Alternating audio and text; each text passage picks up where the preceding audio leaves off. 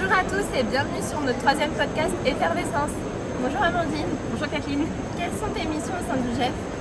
Alors, nous sommes 2 cadres experts en soins au sein de la coordination générale des soins. Nous sommes engagés en tant que référents de qualité, gestion des risques et sécurité des soins. Pour exemple, nous pilotons l'analyse des audits dossiers patients et des évaluations des pratiques professionnelles qui sont réalisées par les cadres de santé dans les unités de soins.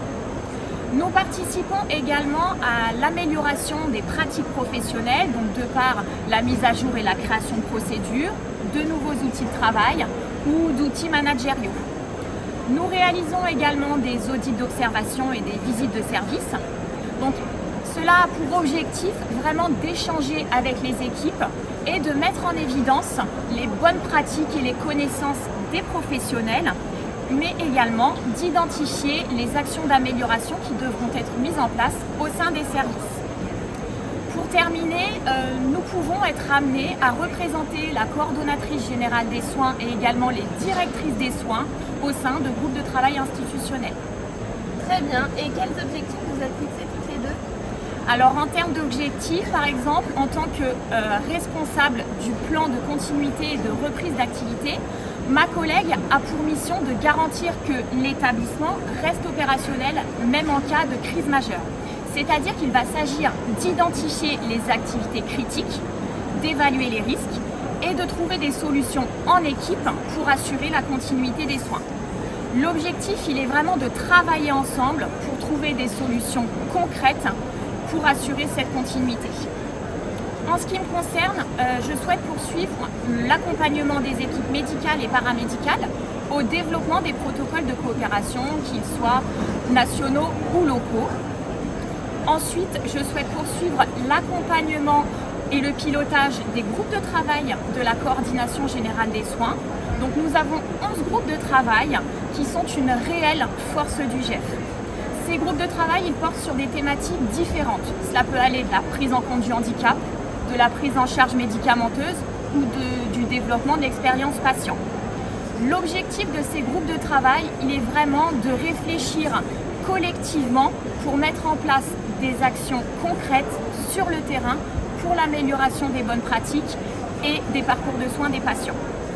Ensuite, pour terminer sur ces objectifs, pour le second semestre et l'année prochaine, nous souhaitons développer des actions de communication, notamment en termes d'attractivité, c'est-à-dire par la connaissance de nos différents sites du GEF, des activités et des projets que nous avons mis en application jusqu'ici.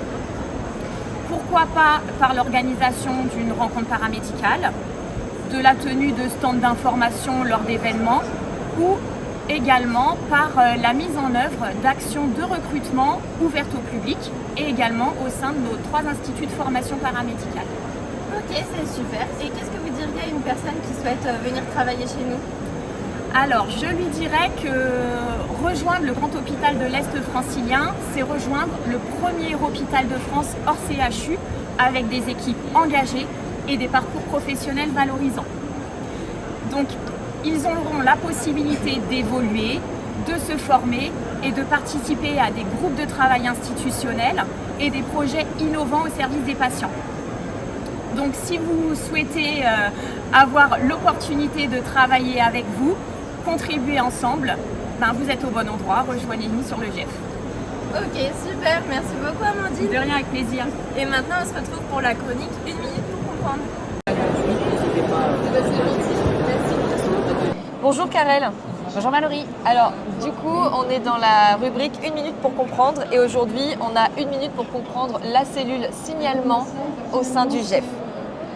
Alors, la cellule de signalement des actes de violence sexuelle, harcèlement, agissement sexiste, discrimination est née il y a pas tout à fait un an, en juillet 2024.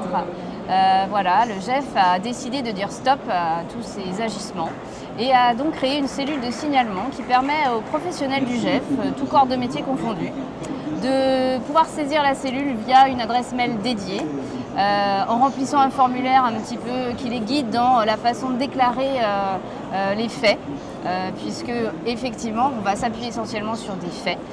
Les gens donc, vont pouvoir saisir la cellule qui va ensuite regarder et analyser avec une équipe dédiée composée de représentants différents de l'hôpital, donc des ressources humaines, un représentant du corps médical, un représentant des paramédicaux, un représentant des organisations syndicales et moi-même qui suis donc la référente égalité professionnelle pour le GEF.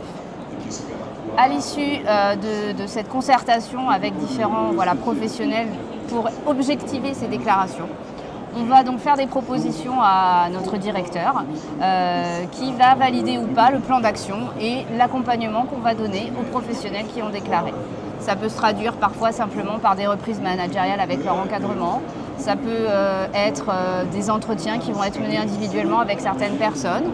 Et puis, ça peut aller parfois jusqu'à des enquêtes administratives pour découler après vers des procédures un peu plus lourdes si ça s'y prête.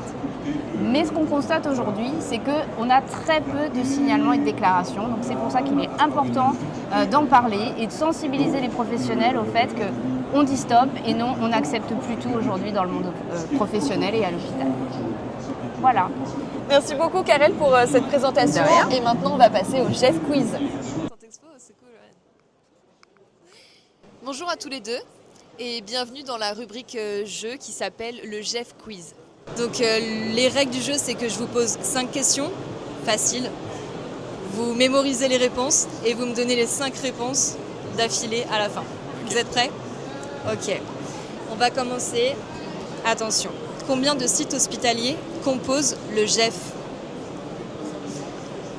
Un appareil de thrombectomie mécanique vient récemment d'intégrer le GEF. Vrai ou faux? Un nouveau bâtiment vient d'être inauguré. Sur quel site du GEF? Quel est le parc d'attractions qui se situe juste à côté d'un des sites du GEF?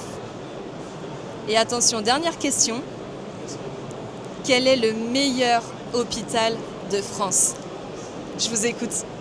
Tu commences. La première, c'est... c'est le nombre d'hôpitaux. Ouais, le nombre. 4. Let's go! Deuxième, du coup, c'était vrai ou faux? Je dirais... Vrai? Ouais. Let's go. Allez. Le troisième, c'était?